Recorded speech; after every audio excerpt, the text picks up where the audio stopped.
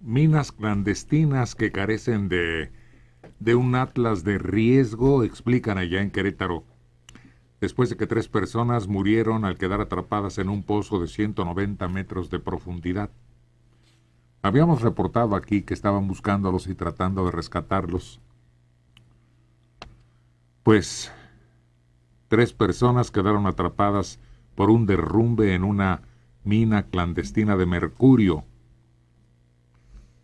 Acudieron rescatistas de la Cruz Roja y Unidad de Protección Civil y voluntarios. Sacaban agua de la mina cuando ocurrió el derrumbe. Se logró rescatar uno de los cuerpos, primero, luego otro, y hasta por la noche que siguieron trabajando el tercero. Pero dicen que es una zona, no son minas normales, son abandonadas, explotaciones que se quedaron ahí. Sí, precisamente por la inseguridad y por la falta de medidas y de planeación se cerraron. Y se trata de 2 hermanos y un amigo de estos. Y parece ser que ellos, a la hora de abrir la llave para que empezara a salir el agua, no tuvieron la precaución y salió con tanta presión que provoca el derrumbe. Se hunde el primero, un hermano, va el otro, se da cuenta, entra y el gas empieza a escapar. Entonces el amigo, que era el que quedaba en la superficie o un poquito más arriba, intenta rescatarlos y los 3 se hunden. Son los que llamamos gambusinos, ¿Pues sí? porque no tienen el equipo necesario y los lugares están señalados como riesgosos. Y ya habían logrado sacar en varias ocasiones este material y no habían tenido ningún incidente, pero debido a, yo creo que al mismo mal estado de la mina y a que continuamente estaban sacando, algo falló y la falta de seguridad. En esa zona, Héctor, trabajan muchos exmineros. Buenos días. O sea, gente que dejó de trabajar en las minas, comillas, formales, y se van a meter a los agujeros de las viejas minas para tratar de rescatar algo algo para comer. Sí, gente muy pobre. Sí, pero lo peor del caso que se ve en esa zona es a toda la gente que está ya afectada de los pulmones. Y es una gente de color gris, totalmente gris, labios morados, que están normalmente sentaditos en una sillita tomando el sol, porque no sé cuáles sean las consecuencias de... Picados, tuberculosis. Tiene un nombre específico esa enfermedad, y les da a los mineros, es un endurecimiento de los pulmones. Los deben de tener en una dieta a base de leche, pero es gente que como ya dejó de trabajar, vive de la limosna, y son decenas los que puedes ver por ahí. De ahí sacaron mucho azogue, mucho mercurio. Y hay talleres, ¿cómo se llaman esos talleres donde pulen piedras semipreciosas? Tienen un nombre esos talleres, porque yo me he metido y tienen sus esmeriles y agarran las piedras y les dan forma y las colocan en brazaletes, Algo anillos. así como lápido. Sí, algo así. Algo así.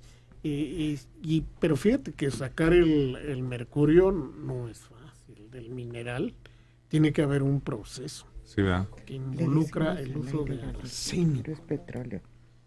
Entonces emite vapores. Es muy peligroso. Sí, igual la plata, igual el oro. Uh-huh. Luego bueno, en algunas minas lo que les da es la silicosis.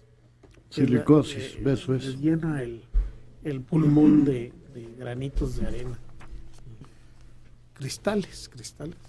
Escuche por su Pues 3 más que pierden la vida y gente muy humilde y que no tiene otra forma de ganarse la vida y viven de manera muy precaria. Ojalá que haya un apoyo, una indemnización. Además la región es semidesértica, ni siquiera tienen la oportunidad de ir a trabajar al campo. Pero hay de todo ahí en Querétaro. Yo una vez me invitaron a una fiesta en una mina, es un valle profundísimo pero lleno de árboles, muy, muy bien. Y se ven de los dos lados, las dos paredes del cañón, están las minas. Y están los caminos casi labrados en la... Hay un poblado que está al final de toda esa zona de minas, que no recuerdo el nombre, pero es un poblado que tiene unos teatros y unas mansiones, pero increíbles, ya semiderruidas, pero fue de la época en la que había mucho movimiento de minas, mucha riqueza en la zona, y construyeron unos teatros lujosísimos y unas casas verdaderamente que eran unas mansiones, y ahora está el pueblo abandonado. Fíjate, se acabó la avena, la avena, ¿no?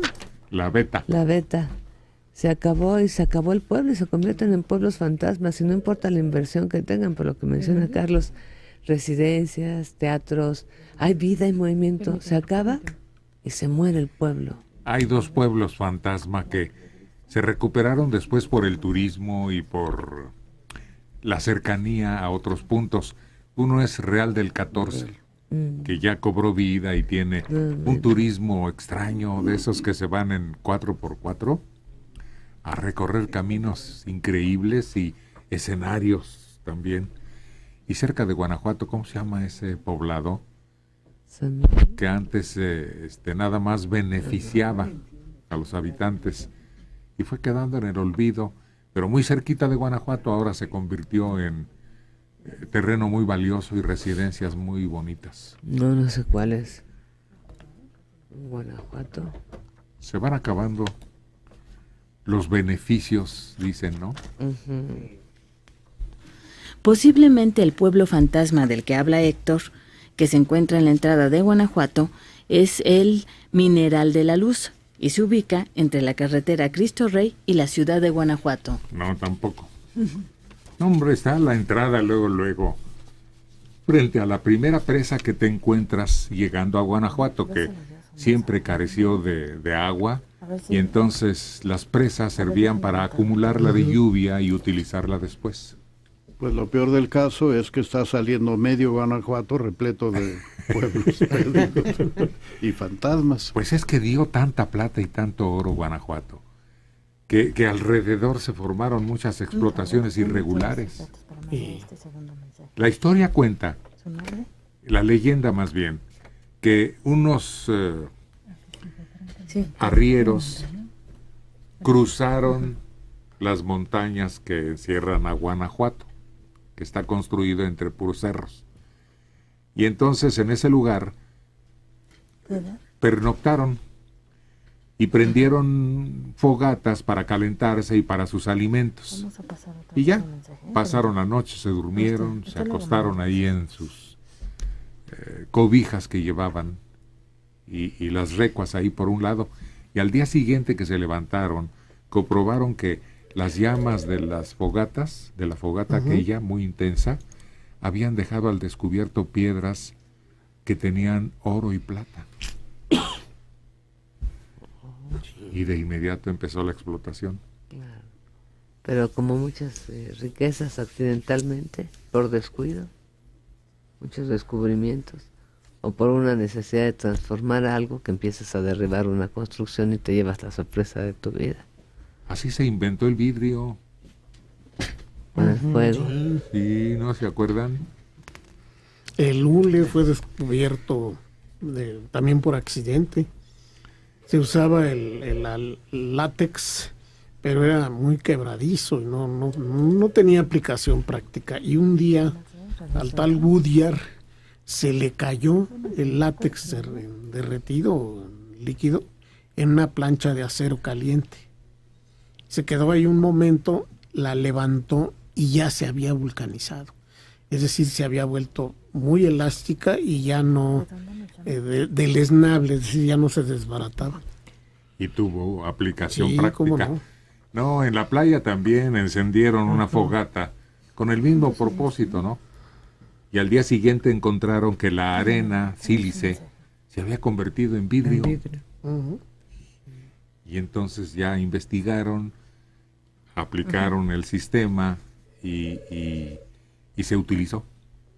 creo que allá en, ¿cómo se llama ese lugar cerca de Venecia? Murano. Ahí es. Murano. Isla. Y allá en Murano hacen unas figuras hermosas, hacen nacimientos o diferentes figurillas de ese material del Murano y lo venden cuando van los visitantes. Son recuerditos que se llevan, hacen en miniatura o en figuras ya más grandes. Nos maravillan porque son de Murano, pero no se te olvide que son exactamente los mismos que hacen nuestros artesanos aquí, que se ponen en una vitrinita con un tubo de cristal, un soplete, y empiezan a hacer figuritas. Son exactamente iguales. Y en Jalisco, en un lugar que se llama Tonalá, han hecho verdaderas obras de arte con ese sistema, pero ya como muy pulido. Venden unas piezas de vidrio soplado, pero tan pulido, tan trabajado, que son verdaderas obras de arte. Yolanda Hernández Gómez, de 63 años, de la Roma. El pueblo del que no se acuerda Héctor se llama Marfil. José Vázquez Yáñez, de Paseos de Churubusco, 75 años. El pueblo fantasma se llama Marfil. Oye, Yo creo que sí es Marfil, ¿eh?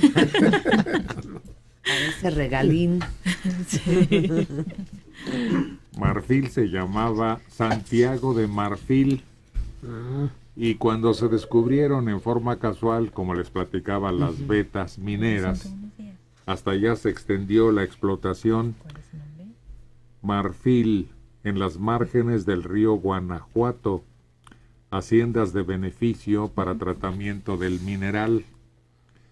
Pero empezó a ser abandonado. Cuando yo era niño veíamos casas derrumbadas, muros nada más, y de repente cobró gran importancia porque al poblarse Guanajuato y crecer, no había espacio, y entonces muchos se fueron a residir ahí, y ahora encuentras construcciones muy bellas, muy hermosas, incluso por allá en las orillas de Guanajuato, a la altura de la presa de San Renovato, había casas en las mismas condiciones, abandonadas, solitarias, terrenos que tenían muchos años así, y ahora renació Guanajuato.